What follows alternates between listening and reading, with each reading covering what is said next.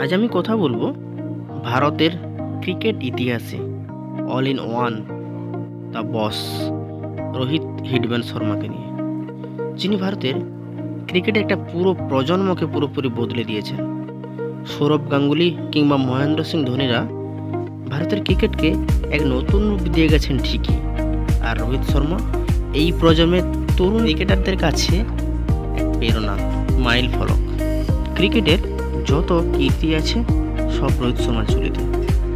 Rohit Sharma captain হওয়ার পর অনেক সমালোচকরা বলেছিল রোহিত হয়তো আর আগের মতো ফ্রিলি ক্রিকেট খেলতে পারবে না।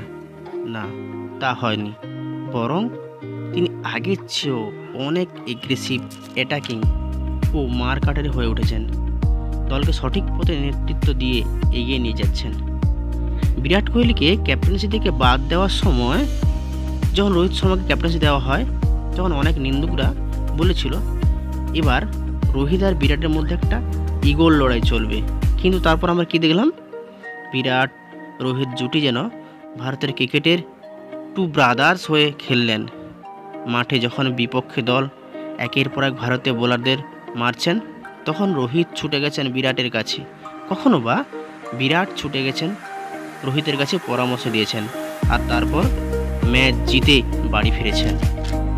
রোহিত শর্মার জন্ম 1987 সালে 30 এপ্রিল মহারাষ্ট্রের পুরে। বাবা গুরুনাথ শর্মা, মা পূর্ণিমা শর্মা। 2007 সালে টি-20 ওয়ার্ল্ড কাপে ধোনির নেতৃত্বে যখন প্রথম টি-20 ওয়ার্ল্ড কাপ জিতে ভারত, তখন থেকেই গুরুত্বপূর্ণ হয়ে ওঠে রোহিত শর্মা। প্রথম দিকে 3 নম্বর কিংবা 4 নম্বরে ব্যাট করতে নামতেন রোহিত শর্মা, কিন্তু তেমন একটা সাফল্য পাচ্ছিলেন না।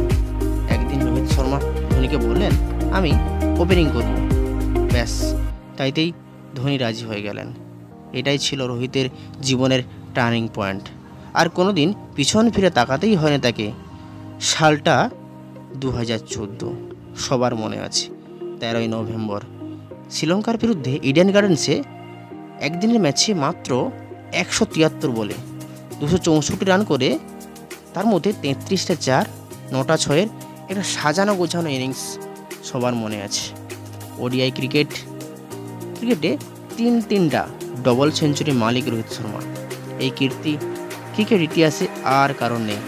একটা বিশ্বকাপে 5টা সেঞ্চুরি হাঁকিয়েছেন রোহিত শর্মা। 2023 ওডিআই বিশ্বকাপে রোহিতের ক্যাপ্টেন্সিতে শুধুমাত্র ফাইনাল ম্যাচ ছাড়া, অস্ট্রেলিয়ার কাছে ফাইনাল ম্যাচ ছাড়া প্রতিটা ম্যাচ জিতেছে রোহিত বাহিনী।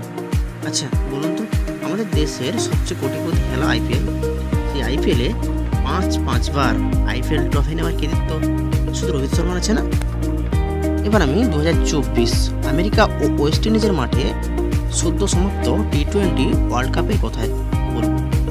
তার ক্যাপ্টেন্সিতে একটা ম্যাচ না হেরেও বিশ্ব চ্যাম্পিয়ন হয়েছেন রোহিত শর্মা। শুধু কি ক্যাপ্টেন? না, তা নয়। তার ক্যাপ্টেন্সি যেমন প্রশংসার যোগ্য, তেমনি ব্যাটিংয়ে তিনি ঝড় তুলেছেন। ঝড় বললেও কম হবে, ঝড় নয় টর্নেডো। তার ব্যাটিংয়ে টর্নেডো উঠেছিল। কোনো বোলারটাকে মাঠের মতো সেটিং হতে দেয়নি। সব তাবড় বোলারদের মাঠের বাইরে পাঠিয়েছেন। বিশ্বকাপ চ্যাম্পিয়ন হয়ে রূপকথার নায়কের মতো বীরের সম্মান নিয়ে বিদায় জানিয়েছেন টি-20কে। বিশ্বের ক্রিকেট ইতিহাসে সবচেয়ে বেশি 6 মারার কৃতিত্ব রোহিত শর্মারই আছে। সামনে 2025 সাল পাকিস্তানের মাটিতে চ্যাম্পিয়ন ট্রফি, যদিও ভারতের আপত্তি আছে ভেন্যু নিয়ে। সেই চ্যাম্পিয়ন ট্রফি, 2025-এ টেস্ট ওয়ার্ল্ড চ্যাম্পিয়নশিপ, 2027-এ ওডিআই ওয়ার্ল্ড কাপ, সব কিছু জয়ের হাতছানি অপেক্ষা করছে রোহিত শর্মার জন্য। যতদিন ক্রিকেট থাকবে, ক্রিকেট পাগল মানুষ থাকবে, ততদিন রোহিত শর্মা আমাদের হৃদয়ে হিটম্যান হয়ে থাকবে। আগামী দিনের জন্য অনেক ভালোবাসা ও শুভেচ্ছা রইল।